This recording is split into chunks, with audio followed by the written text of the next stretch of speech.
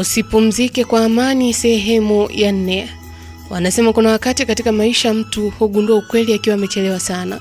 Ukweli ambao ungejulikana mapema, pengine usingeacha majeraha makubwa moyoni mwa watu uliopaswa kuwalinda. Hasani, mimi nilikuwa na kila kitu ambacho mwanaume angeweza kutamani kuwa nacho. Nilikuwa na mke mzuri, mwenye heshima, mwenye malengo ya maendeleo na familia iliyohitaji tu upendo na ushirikiano. Lakini kwa sababu ya kiburi changu, niligeuza baraka kuwa maumivu. Nilidhani ukimya wa Zainabu ni udhaifu. Nikasahau kuwa wakati mwingine ukimya wa mwanamke ni mwanzo wa uamuzi mkubwa ndani ya moyo wake. Leo ninapoanza kusimulia sehemu hii ya maisha yangu, ninajua wazi kuwa kuna maneno niliyosema na matendo niliyoyafanya ambayo ningetamani kuondoa milele, lakini maisha hayarudi nyuma. Mtunzi na msimuliaji wa simulizi hii ni mimi, Faraja Simkwai. Unaweza kunipata katika mitandao ya kijamii, Facebook, Instagram pamoja na TikTok. Napatikana kwa jina la Faraja Simkwai. Lakini pale YouTube unaweza kunipata kwa Chemchemu ya Simulizi. Usisahau kusubscribe, kucomment na kulike ili uwe wa kwanza kupata simulizi zote ambazo zinakuwa zinawekwa katika uwanja wa YouTube. Basi tuendelee na simulizi yetu. Hasani anaendelea kueleza. Hasani anasema, baada ya siku kadhaa za ukimya kati yetu, Zainabu alinifuata siku moja kwa utulivu ule ule aliokuwa nao siku za karibuni. Macho yake hayakuwa na hasira, bali alionekana kuwa na uchovu wa ndani ambao sikujua unatoka wapi. Mke wangu, Zainabu alisema, Hasani, naomba unisamehe kwa niliyokukosea, kwa kutokuambia mapema kuhusu ujauzito wangu. Maneno yale yalinishangaza kidogo. Sikutarajia yeye ndio aje kuniomba msamaha wakati mimi ndiye nilimchunia kwa muda. Lakini kiburi changu hakikuruhusu nionyeshe hisia nyingi. Nilimwangalia tu kisha nikasema sawa, nimekusamehe. Na hapo ndipo mazungumzo yale yalishia pale. Maisha yaliendelea kama kawaida. Siku zikapita, miezi ikafuata. Zainabu aliendelea na ujauzito wake kwa utulivu ule ule ambao sasa ulikuwa unazoeleka ndani ya nyumba yetu. Hakukuwa na maneno mengi, hakukuwa na malalamiko wala matarajio aliyokuwa akinionyesha wazi wazi kama zamani. Na hatimaye siku ya kujifungua ilifika. Zainabu alijifungua salama na Mungu alitubariki tena mtoto mwingine mzuri. Lakini safari hii kulikuwa na kitu tofauti sana ambacho hata mimi nilikiona. Zainabu alikuwa na furaha isiyo ya kawaida juu ya mtoto huyu mpya. Tabasamu lake lilikuwa pana zaidi kuliko nilivyowahi kuliona kwa muda mrefu. Zainabu alimwangalia mtoto kwa upendo wa ajabu, kana kwamba ndani yake kulikuwa na matumaini mapya ambayo mimi sikuwa sehemu yake kikamilifu. Zainabu alimshika mkono kwa uangalifu mkubwa yule mtoto, akimkumbatia kwa furaha ambayo haikuwa rahisi kuielezea kwa maneno. Nilimwangalia Zainabu siku ile nikajiuliza kimoyomoyo, kwa nini safari hii Zainabu anaonekana ni mtu mwenye furaha kiasi hichi? Lakini kwa mara nyingine tena sikujipa muda wa kutafuta majibu ya swali hilo. Na kama ningejua kuwa furaha ile ilikuwa na maana kubwa kuliko nilivyodhani, pengine ningesimama kwanza kuielewa. Lakini mimi niliendelea na maisha yangu kama kawaida. Maisha yaliendelea tena kama kawaida. Mtoto wetu wa pili alikuwa vizuri. Na kadri siku zilivyopita, Zainabu aliendelea na utulivu ule ule wa ajabu ambao sikuwa nimeuzoea zamani.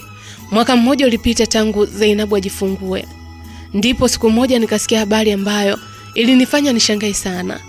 Zainabu alikuwa amejenga nyumba nyingine tena, nyumba nzuri tena ya kisasa, lakini safari hii ilikuwa imejengwa mahususi kwa ajili ya kupangisha. Niliposikia jambo hilo, nilihisi kitu kikichoma ndani ya moyo wangu. Nilimfuata Zainabu nikamuuliza kwa sauti yenye mshangao na kidogo hasira. Nikamwambia, Zainabu, inawezekanaje ujenge nyumba nyingine? Inawezekanaje ujenge nyumba nyingine bila hata kunishirikisha?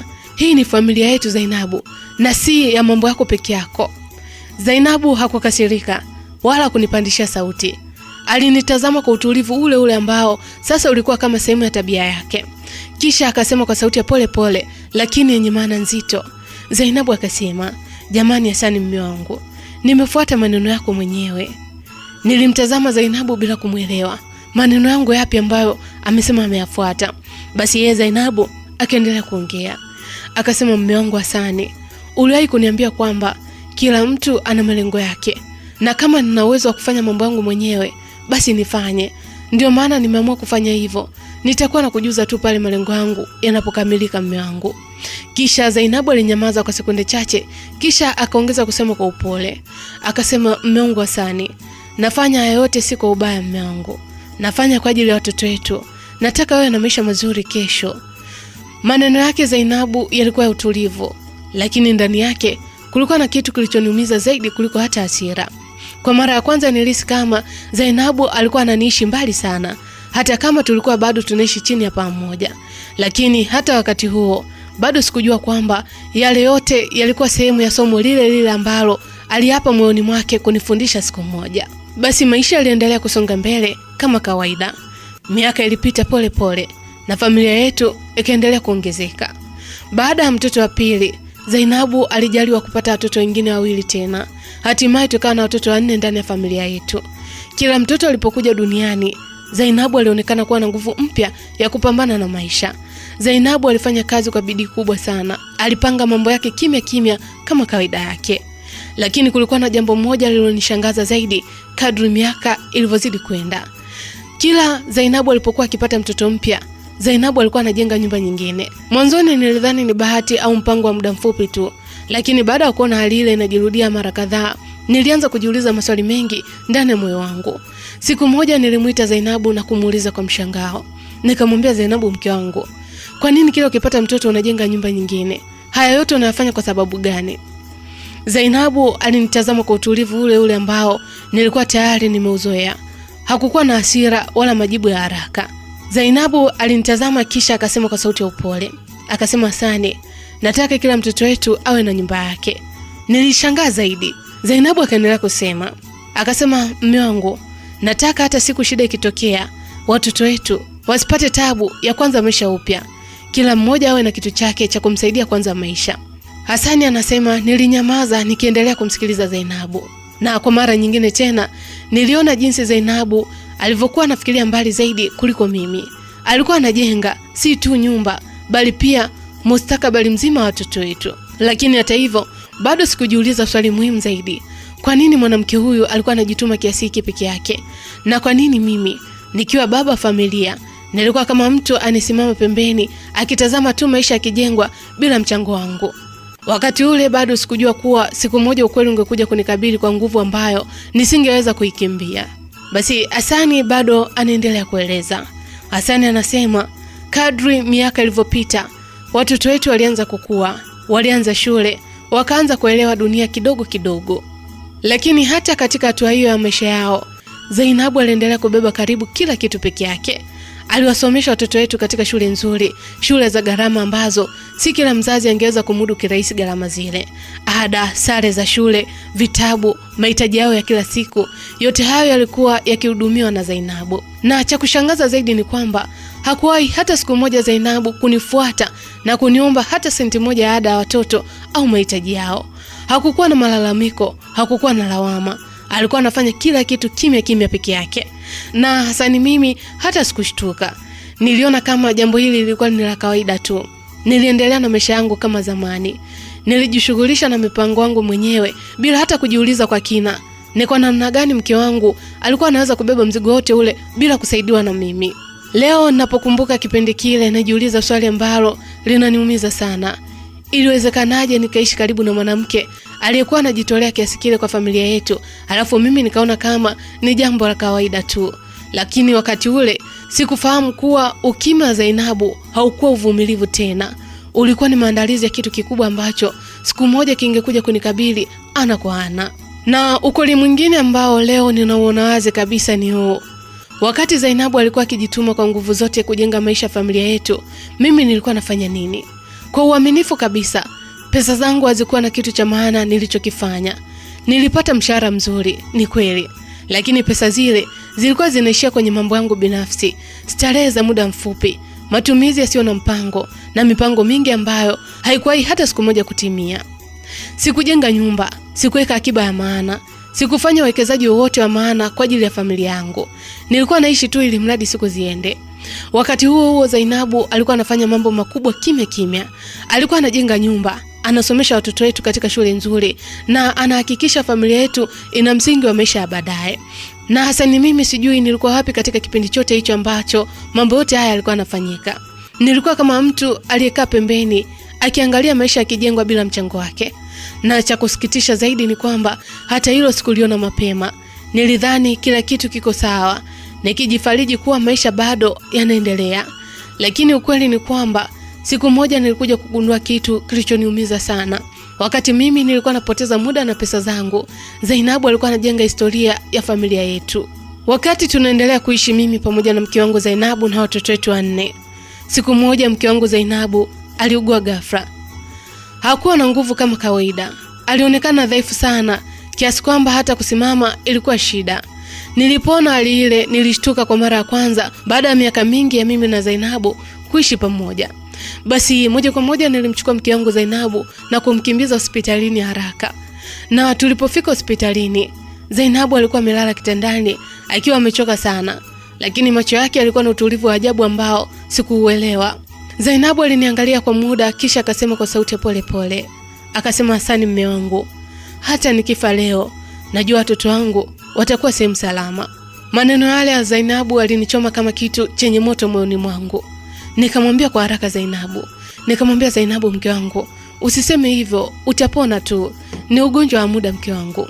Lakini Zainabu yeye alitikisa kichwa kidogo kana kwamba tayari alijua kitu ambacho mimi sikujua. Zainabu akaniangalia tena usoni kwa macho yaliyokuwa yamejaa huzuni na akasema, "Hasani, kuna kitu unatakiwa ujifunze katika maisha haya." Hasani anasema nilinyamaza nikimsikiliza Zainabu. Zainabu akaendelea akasema, "Mume wangu Hasani, kwa miaka yote hii hujawahi kujua kama mimi nilikuwa naumwa. Leo ndio unaanza kugundua kwa sababu hali yangu imekuwa mbaya sana." Hasani anasema moyo wangu ulianza kupiga kwa nguvu baada ya kusikia maneno haya. Eti Zainabu alikuwa naumwa kwa miaka mingi sana na mimi nakuja kugundua leo. Kiaje? Imewezekanaje? Zainabu akaendelea kusema kwa sauti iliyokuwa katikati. Zainabu akasema, "Mume wangu Hasani, mimi nimeanza kuumwa tangu miaka 15 iliyopita, hata kabla hatujafika hapa tulipo." Hasani anasema nilihisi kama dunia imesimama. Yeye Zainabu akaongeza kuongea kwa utulivu wa ajabu sana. Akasema, "Madaktari waliniambia nina muda mfupi wa kuishi. Waliniambia ugonjwa wangu hauponi." Baada ya kusikia maneno hayo, macho yangu yakajaa mshangao. Lakini maneno yake ya mwisho ndio ambayo yalizidi kuniumiza zaidi. Zainabu akaendelea akasema, "Mume wangu, nilijitahidi sana kukuweka karibu na mimi. Lakini ubinafsi wako Hasani, umekufanya ugundue tu leo kwamba mimi ni mgonjwa. Miaka yote hii ulikuwa karibu nami, lakini kwa hii hata siku moja kuona nilikuwa napambana na maumivu yangu peke yangu."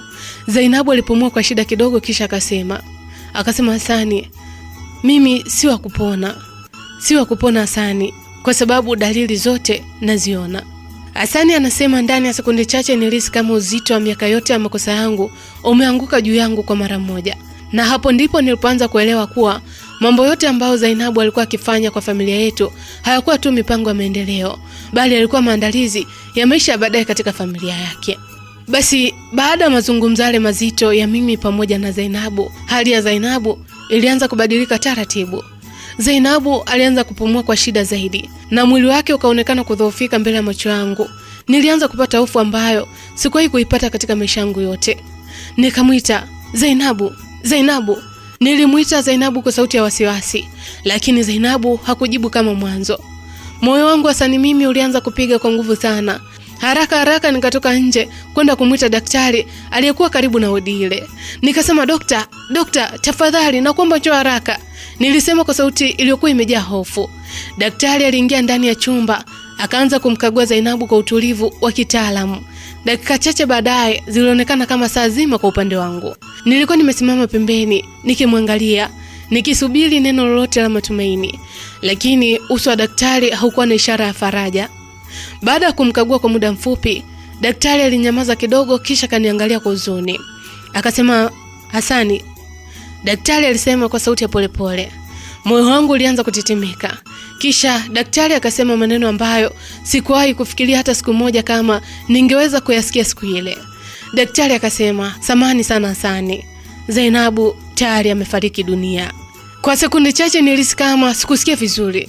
Nilimwangalia Zainabu, alikuwa amelala pale kitandani, mtulivu, mkimya, kana kwamba amelala tu. Lakini safari hii hakuwa na pumzi, hakuwa na sauti, hakuwa yule Zainabu niliyemzoea. Ndani ya muda mfupi tu nilihisi kitu kikivunjika kabisa ndani ya moyo wangu. Mwanamke ambaye alikuwa amejenga maisha familia yetu kimya kimya. Mwanamke ambaye alikuwa akipambana na ugonjwa kwa miaka mingi bila kuniambia, sasa alikuwa ameondoka. Na hapo ndipo maumivu makubwa ya majuto yalianza kunimeza. Kwa sababu niligundua kitu kimoja ambacho nilikuwa tayari nimeshachelewa sana. Nilikuwa nimeishi na malaika ndani ya nyumba yangu, lakini nilimtambua siku ambayo tayari alikuwa ameondoka duniani. Nilisimama pale pembeni ya kitanda nikimtazama Zainabu. Mwili wake ulikuwa umetulia kabisa, kana kwamba amelala usingizi mzito ambao hakuna mtu angeweza kumwamsha tena. Dakika chache zilizopita alikuwa anaongea nami. Dakika chache zilizopita Zainabu alikuwa ananiangalia kwa macho yale yale ya upole niliyozoea kwa miaka mingi. Lakini kwa wakati huu sasa alikuwa kimya milele Zainabu wangu. Ndipo kitu kikapasuka ndani ya moyo wangu. Nilipiga kelele ya maumivu ambayo sikuwahi kupiga katika maisha yangu yote. Niliita Zainabu. Nililia kwa sauti iliyokuwa imejaa uchungu usioelezeka. Nilishika kitanda chake kwa nguvu, machozi yakinimwagika bila hata kuyazuia. Nililia, mwili wangu ulitetemeka kwa huzuni. Nililia sana. Nililia kwa uchungu mkali sana. Maumivu yalikuwa makubwa kuliko maneno. Nililia kwa sababu nilikuwa nimempoteza mke wangu, lakini pia nililia kwa sababu nilikuwa nimechelewa kumtambua. Nililia kwa sababu mwanamke niliyempuuza kwa miaka mingi ndiye aliyekuwa nguzo ya maisha ya familia yangu. Nililia kwa sababu sikuwahi hata kumuonyesha upendo na ustahili alipokuwa bado yupo hai. Machozi yalikuwa yanadondoka juu ya mikono yangu nikimwangalia Zainabu aliyekuwa kimya milele. Na ndani ya maumivu yale makali, maneno yake ya mwisho alianza kunirudia kichwani mwangu kama sauti inayokataa kunyamaza. Sauti ile ilisikika kwamba, Hasani, kuna kitu unatakiwa ujifunze katika maisha. Na ndipo nikagundua ukweli ambao uliniumiza zaidi kuliko kitu chochote kile. Somo ambalo Zainabu alitaka kunifundisha nilikuwa naanza kulielewa siku ambayo tayari alikuwa ameondoka duniani. Na huo ndio mwisho wa sehemu ya 4 simulizi inayokwenda kwa jina la Usipumzike kwa Amani. Kwa nini Hasani anasema mke wake asipumzike kwa amani? Ili kuyajua yote haya, usikose kufuatilia muendelezo wa simulizi hii. Mtunzi na msimuliaji wa simulizi hii ni mimi Faraja Simkwai. Unaweza kunipata katika mitandao ya kijamii, Instagram, Facebook pamoja na TikTok. Napatikana kama Faraja Simkwai, lakini pale YouTube unaweza kusachi Chemchemu ya Simulizi. Usisahau kusubscribe, kulike na kucomment ili uwe wa kwanza kupata simulizi zote ambazo tunakuwa tunaweka katika Chemchemu ya Simulizi. Usipumzike kwa amani.